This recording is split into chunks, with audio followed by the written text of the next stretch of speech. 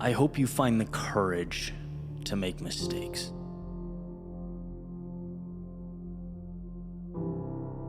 To fall on your face. To break things and put them back together. I hope you find the strength to move forward without knowing. A feat that is simultaneously one of the most challenging things to do in life, but also one of the most rewarding. It's perhaps my greatest adversary, reinvention. Knowing that, your time has run its course. Understanding that it's time to break and build again. But being so deeply terrified to let go. What if things don't work out? What if I lose? What if I'm worse off than I was right now because of my ambition, my self-belief, my hope for a tomorrow better than today? What if it all goes down in flames? Someone once said to me that one of our biggest misunderstandings or misconceptions is that what we've done in the past holds all our value. We can't walk away from what we've made. It's who we are. The mind says it's tied to our identity. When, truth be told, what we've done in the past is meaningless. It's symbolic. It's a mirage. It's not tied to potential or upside or what's next. Your value is not in what you've made. It's in your ability to build again. What truly shines is the warrior you've been cultivating day by day, lesson by lesson, the one who stares back at you when you look in the mirror. In fact, you eventually come to learn that what you've built, believe it or not, is an ankle weight, a false sense of security keeping you from living life. Because life is meant to be messy. Oh, it's meant to be explored. We're not made of glass, because unlike glass, we are supposed to fall apart. Unlike glass, our greatness is not transparent.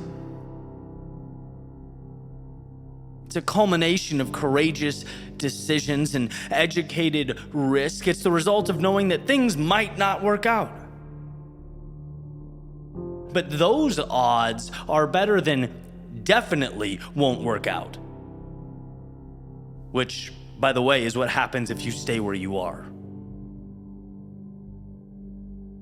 If you want to stand there and defend the status quo, if you want to lay down and die on the hill of mediocrity, do it.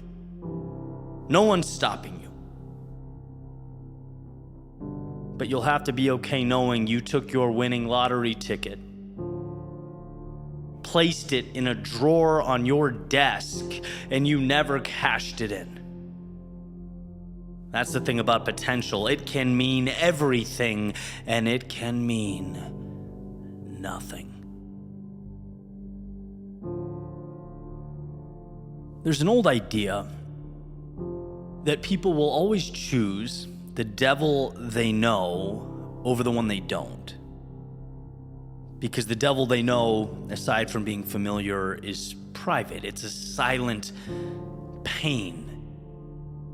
The devil you know is, I could have, but I didn't. The devil you don't know, on the other hand, it's a totally different ballgame. That can be a public extravaganza. That could be a ship sinking in broad daylight. If you try and you fail, you may fail spectacularly. And by the way, to the pure joy of onlookers and your critics, what a special little hell that would be. But what if that special little hell was the door you had to walk through? And look, in so many ways, I'm a pragmatist. I'm not suggesting you give yourself a little pep talk in the mirror and then go solo climb El Capitan. But what if you understood the game? What if it clicked? And you realized that protecting the past meant a fraction of what it means to find the courage to fail. Daily micro failures, small lessons. What if you started to build an immunity to hitting the ground? What if you realize that people are gonna say good things and bad things about you, and they'll do both whether you try or not, whether you extend yourself or not, whether you shoot or not, and there's pain, there's pain whether you go or stay. So you might as well feel the pain of progress. There's risk associated with being here and leaving for there, but leaving has an exponentially greater upside, and so why not go? Why not find within you the courage to fail, to depersonalize scraped knees and a bruised ego? Because reinvention requires leaving the good in pursuit of the great, and you are worthy of greatness. You are worthy of more. Yeah, for you, but lift your head up, because it's also for those who mean the most to you. It's for the souls you will inspire along the way. And I know how daunting the task feels. Not only the unknown circumstance waiting outside, but the possibility of losing what you have now. I swear to you, I resonate with that more deeply than you could imagine. But it's time. Right now, it's time to go. It's time to take some L's so that you can use them as stepping stones. And man, I hope you find the courage to make mistakes. To fall on your face, to break things and build them again. I hope you find the strength to move forward without knowing, a feat that is simultaneously one of the most difficult things to do in life and most rewarding. Because in a life that is finite, one comprised of setting suns and ticking clocks, I promise you, you have much more to gain than lose.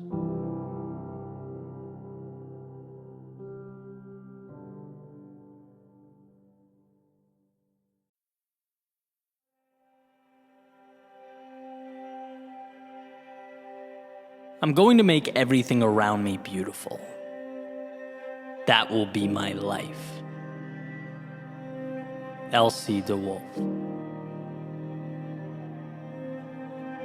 Changing for the better is not about the creation of miracles. It's about choosing to see the ones that already exist. Life is hard, but coincidentally, hard things tend to be the gatekeepers to the important ones. We are let in when we bring ourselves finally to shake hands with and embrace the very things we once saw as the problem. Or as Ryan Holiday has famously put it, the obstacle tends to be the way. How funny, how counterintuitive, how upside down life can seem. But I think that's it. Sometimes it's not even that we're looking at the wrong things. It's that we're looking at the right things the wrong way. Avoiding the call to step further into the world and deeper into ourselves. Terrified of scraping our knees on the climb, we burden ourselves with the much more painful choice of staying at the bottom of the mountain and looking up. But the scars we've collected and will continue to collect on the way up, they do not make you less than. No, they are what make you beautiful. You see yourself and those scars as imperfect. I see someone who has lived, who has taken risks, fallen, and bounced back. I see character and wisdom and elegance and boldness. In an imperfect world, those quote-unquote flaws and scars may, funny enough, just be the closest thing to perfection we'll ever experience. It's from our courage to step out, our willingness to crack, that we flourish. Living necessarily includes a deterioration over time, but a deterioration of the external, because the internal, the soul, it stays young. It's underneath that forever crumbling world around us that we find the divine.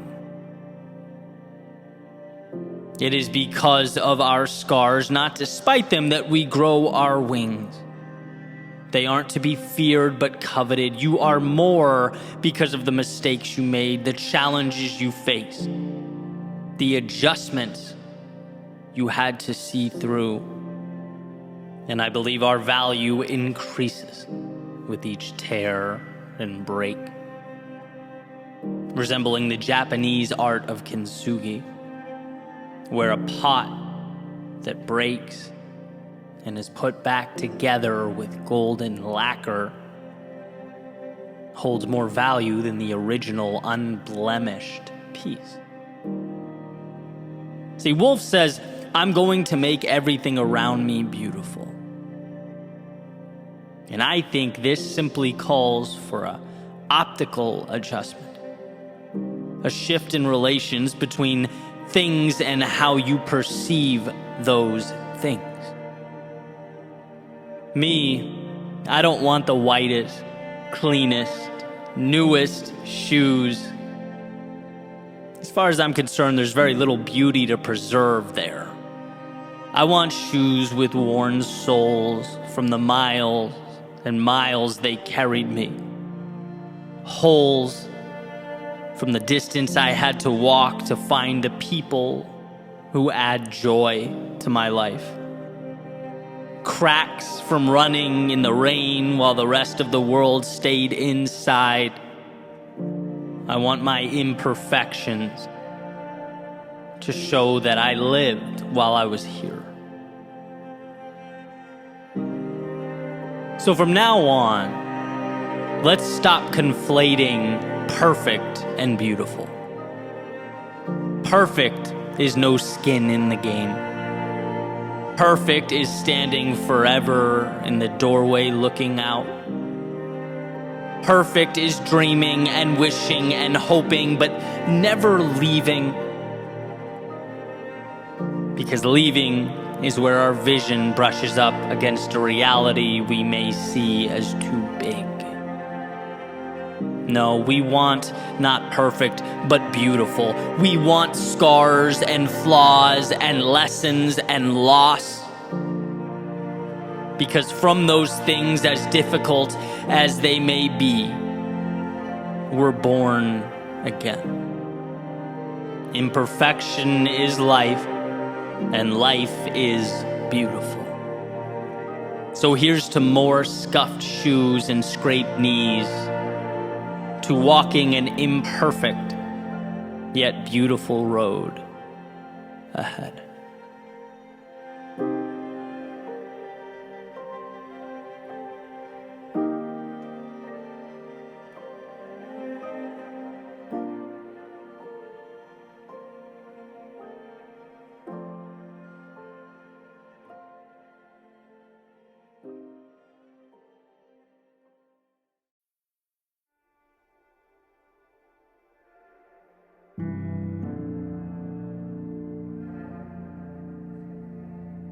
she had a picture framed on the table that said, "Make today amazing." Placed there to remind her just how much of life is a choice. How much we get to decide. It symbolizes that on our worst days, life hands us lessons, and on our best days, the highs of existence. During our low points, currency, and during our high points, the chance to cash it all in. Yeah, make today amazing. Because today's are few and far between. Today's are not an inconvenience, nor an obligation. Today's are what it's all about. Today is the big show. The answers we look for. The destinations we long for. Today is a place of dreams.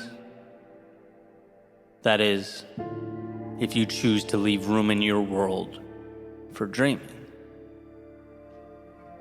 Today is the beginning of wherever next is for you. A chance to see the new and normalize it. To stretch, to reach further out and pull impossible a little closer into your orbit. You can do that. And while one often can't control what they are given, they can control what becomes of what they are given. Like architects and designers engineering what will be and what the malleable world around them will become. When one raises their standards, life seems to accommodate. Because believing it means acting the part, means making the changes, means the external world makes room, means your identity is reinforced, and so the cycle goes. By making today amazing, you are making yourself more. Decisions are the beginning of all things. See, very rarely is the tool in and of itself the differentiator. It's the vision that pulls us through. And if you take something arbitrary, say a hammer, there's no way to, based upon its existence, determine what it will mean or what will become of it. A hammer can be an agent of chaos. It can smash and shatter and destroy. It can be the thing used to tear down. Or it can be what builds. It can connect. It can alter and redefine so that something, when all is said and done, is brought into an existence that never was. It was never the tool. It was how the eyes viewed the tool. It was the vision that designated the roles that made today amazing. And the reason we all need this reminder, as far as I can tell, is because the difficult things just so happen to be the meaningful things. Because we are fighting not against some little rule or idea we picked up along the way. We are fighting against our DNA, against thousands and thousands of years of evolution. Because the fear that kept our ancestors alert and alive now in a totally new world keeps us contained and our talents minimized. The approval of others that kept us safe and secure as we once traveled the landscape in small groups, hunting and gathering, well, now it keeps us needlessly looking over our shoulders and craving acceptance. The unknowns that kept us out of the dark cave with the predator living in its shadows now keeps us confined. looking out at life's potential through self-made windows. We need to be reminded to make today amazing, because those things are quite the adversaries. Because our default is to just let the ship sail. Our default is to simply survive. After all, that is the standard and the rule by which living things abide. Make it another day. But I believe you are more than a living thing. The godlike ability to not just exist in a world, but create new ones is a miracle. Both a blessing and a responsibility. To drive towards a more fulfilled you, a happier you, a healthier you, a more complete you. But one must first become aware that around them exist the pieces required to build something never before seen. The vehicle to those far-off places that were once only dreams, thoughts, illusions. I've always believed that if it means something to you, it's not stupid. It warrants exploration. For even if the thought doesn't end up being all it was cracked up to be, even if it's not the destination, but only a stop along the way, it still pushes you to the next thing, and the next thing, and the next thing. It still moves you forward in this beautiful game of life. So decide. Decide to make today amazing. Choose to make it better. Let the obstacles lift you up and the momentum carry you towards something meaningful.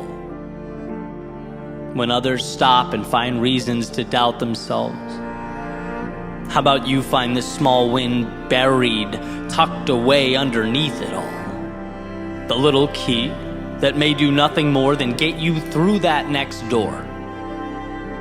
After all, sometimes that's what life's about.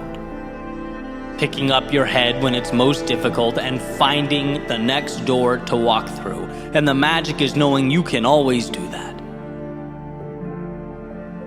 Because there always exists both the doorway and the key, but we must be willing to find it. That's the obvious thing about those doors. The right ones will open, but they require we find the strength to approach them. They require that we seek out amazing. And so with this in mind, what is the next chapter like for you? Are you currently enduring one of life's winters? Are you navigating those inevitable valleys of despair, in which the value is in finding that single ray of light amidst the storm? Looking within yourself for the courage to take one more step forward, and another, are you seeking out that spark that will reignite the fire in you? Because it's there, so long as you choose to make today amazing. Maybe you've climbed yourself out. Maybe you're looking for whatever's next, the new evolution, seeking to follow your heart and continue the beautiful progression that is life. Let the external world support that vision. Choose to see the detail not as trivial, but as the answers. The tools that will lift you up and support what you are building, it's there. She had a picture framed on the table that said, "Make today amazing." Placed there to remind her how much of life is a choice. Because in a world of options, what a gift to choose the journey of a lifetime. What a ride that awaits, so long as you decide to step in.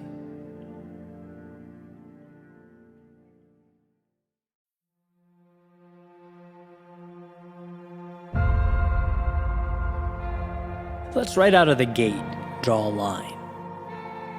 The most important line one can draw, a line of demarcation separating who you were and who you are. A line between the past and the present, and this line marks your return. No, not to the days of old, but to step one.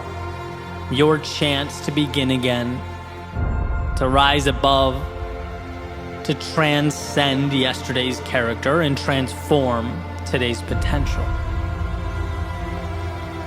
See, what we often fail to realize is that there are ideas deeply ingrained in our minds that rule over us, a sort of subconscious authority. It says yesterday you fell short, so today you are someone who falls short. It says your objective was not reached in the past, so how about a new, maybe easier one? It draws a nice little box, pats you on the head, and says, how about we make a nice, cozy home for ourselves in here? And what this subconscious authority fears most is that you wake up, that you become aware, that you return. Not to the past, but to the power tucked away under all the stories you somewhere along the way decided were real. The second you accept that yesterday is only as relevant as you decide it to be, you unchain yourself. You become unshackled. So return to that place of curiosity, where you're not obligated to perform, but gifted with the journey before you. And that can certainly be hard, right? It was hard for me to look back at my life and distinguish between what I've simply accepted and life's objective truths. I'd taken orders and been obedient for so long. I'd been listening to that subconscious authority for so many years that I had to, in a way, relearn what creativity meant for me. I had to learn not to feel guilty going on a jog in the middle of the day when the rest of the world was working. I had to learn that my instinct wasn't to explore, but to stop short. I wasn't pushing limits or peering around corners. I wasn't testing the waters or seeking out the hidden opportunities life hides away. No, I was on autopilot. And life, it had called for my return. It's funny how when you reject your potential long enough, the universe seems to tap you on the shoulder. It makes it more and more apparent every day that something greater is within an arm's reach, backs you into a corner until you have to address the dissonance between who you are and who you've allowed yourself to be. Those orders you've been taking don't align with your best self. And so one must not only create, but in a sense return to their greatness, to accept what they've been running from. You are what you choose to be, and let's face it, it's very easy to choose to be less than we can be. There's a saying that your reality is not destined to be, it is rather what you've chosen to accept. You only get in your life what you allow. And the entirety of this message is about one thing. That light bulb moment, the epiphany, the instant of empowerment that this world can only give you what you ask for. And to not ask, to sit back and observe, makes you a spectator, sitting up in the nosebleeds, watching the activity evolve on the court below. It relinquishes control to powers beyond you, and that's existing. It's not living. So ask. Ask life for the things that lift you up and elevate your existence. The reason a book metaphor works so perfectly in my mind is because when one opens to a blank sheet, they can write about anything. There's no limitation to what can be placed on that paper. And sure, our proclivity may be to continue on the legacy of last novel's cast and characters, but it's by no means required. In fact, with that pen in your hand, you can craft a new world entirely. New places, new things, new relationships and ideas, new obstacles to face and defeat. A blank page can be and mean anything, and so every sunrise, every door you walk through presents in the same sense a blank page. realize that there's no obligation to perpetuate the past or continue on in the same way you arrived. No, this day is yours. Take hold of that self you've hid away. Find the courage to unshackle yourself from how you were once seen by your friends or your teammates or your coworkers. Level up and understand that you don't owe the world any type of explanation. Remember, you're not here to conform, to obey, to live a life of obedience. No, you're here to poke, to prod, to explore, to follow the nagging curiosity, to embark upon the adventure that is life. When you understand that you are not your past, when you see that the person you were has no control over the person you are in this moment, you are free. So with eyes wide, a beating heart, a head held high, step into that world. Because if you live with conviction, with absolute certainty, that life may not always be easy or intuitive, but it's there for you. When you see not yesterday's constraints, but tomorrow's hope, all roads lead to an evolved existence. It's not about perfect, and it never was. It's about understanding that the past has given you everything you need to break away from its grasp. It has provided the lessons, it has knocked you back, pushed you down, and tested your resolve, all for this moment. This second, the chance to return to the greatness that has been tucked away for too long. Again, no miracles, no rabbits out of hats, just you allowing your greatness to emerge from this step forward because you can, because you have that ability, because it's who you are. So go show the world, but most importantly, show yourself. You will be amazed at what's possible for you if you simply allow it to materialize. If you, amidst the darkness of days past, let yourself light up the night.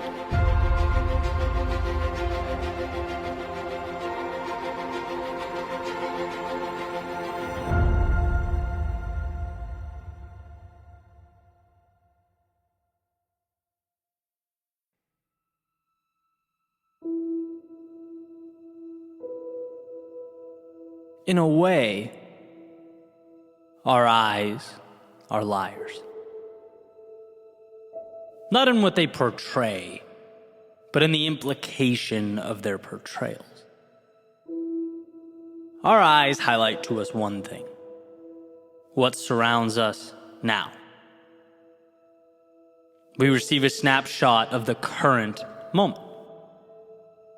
And what took me years to understand is that possibility and hope live far beyond what surrounds us right now. And it's that pursuit of possibility that saved my life. Immersing myself in the unseen.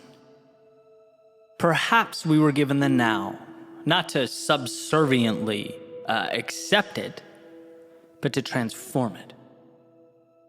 I believe in our own way, we're all architects. Here's what I've found to be tricky, though, as I've spent time thinking about this. What I believe and I've come to recognize is that two things can be true at once. First, all we'll technically ever have is the present. As Eckhart Tolle explains, depression is essentially being lost in the past. Anxiety is being fixated on the future, and that a healthy life is learning to cherish the now. But second is the power and control of being able to point the now at something far beyond what our eyes convey. It's the magic of knowing that we spend our days navigating a world of limitation and restraint. And it's not that we wake up and think, I'm going to restrict myself today. I'm going to not live up to my full potential. No, it's that we go on autopilot. We observe this slideshow our eyes play for us day in and day out and exist within those parameters. That seems perfectly reasonable. Our eyes show us a wall and our brain says, okay, this is where we stop. The end. And what I want to highlight is that world just beyond what our eyes show. A world that pushes things a little bit. A world in which we ask, okay, but what if I gave a little more? Or why can't I be like those people in my life I look up to? Why shouldn't I change the circumstances that weigh on my mind? Why have I accepted these things that make me unhappy day in and day out? Just because it's the image your eyes show you right now doesn't mean it's where you stop. But we have to learn to look for more. When I was pretty young, like right about the time home PCs were gaining prominence, my parents got this gateway computer that came with a Star Wars game demo. And you have this character, you wander around the spaceship, and I played it, and I played it, and I played it, and after a while, explored all there was to explore. Right? Or so I thought. I assumed I'd maxed the thing out because it was a demo. It wasn't the full game. So my assumption was that it wouldn't let me do too much until I went out and bought the real version. Then one day, my friend from up the street came over, and I'm showing him the game. And somewhere, he notices a little button that opens up this door, and come to find out, there was actually a lot of real estate left to explore, a lot of game available. It led to a tunnel that led somewhere else, that led somewhere else. And sure, I felt like a clown for not realizing that I was needlessly wandering in circles, but at the same time was excited about this new world. There's something about that concept, the secret door, the bookcase that can be moved to unveil a passageway to something greater, to the value locked away and invisible to the untrained eye. One of the most important things for us to understand is how many of these doors exist in our lives. That if we choose to recognize and identify something more, something that excites us and invigorates us, we can usually draw a line to it. We can start little by little heading that way. Because within the current moment slideshow we see all around us exist the little passageways, the side streets, the tunnels connecting to something more. That of course those gates won't open up if you've not constructed a destination in your mind worth traveling to. Again, not because you're insufficient or inadequate or wrong, but because our default is to live life on demo mode. We have to manufacture more. Build a higher platform, and then climb up to it using ropes and ladders that we already walk by every day without thinking twice. Our world, our right now, is a toolbox waiting for us to construct a more meaningful, peaceful, happy tomorrow. And so again, I present the question, where are these hidden opportunities or gateways in your life? Where can you find the advantages dressed up as the mundane? Is it in a book? Is it a conversation? Is it applying to that thing you've been hesitant to pursue because you're scared of what might await? Is it understanding the power of 10 minutes a day? And how starting small opens doors that we can't even comprehend? Is it a little boldness? Is it looking in the mirror and realizing you're still shackling yourself to who you were yesterday? Is it understanding that someone or something in your life isn't conducive to your well-being? Is it an hour in the morning to think, an hour at night to breathe? Is it changing a self-limiting relationship with time or money or resources? What walls can you knock down so that you might open up a world that's meant for you? A world that's malleable and without limitation? Your eyes, they don't tell the story of how things can be or what they mean. They show you the infinite tools at your disposal to build, to create, to design, to never accept a now that wasn't chosen with intentionality. That where there exists pain, there also exists a door to lessen and transform that pain. Your journey, it never ends where you are, it ends where you choose to stop. It ends where you plant a stake in the ground and accept the world around you. So if no one has told you recently, let me remind you how powerful you are. Let me reiterate what you are capable of. And that perhaps your reality requires of you some customization. Perhaps the courage to step outside the routine and the obligation.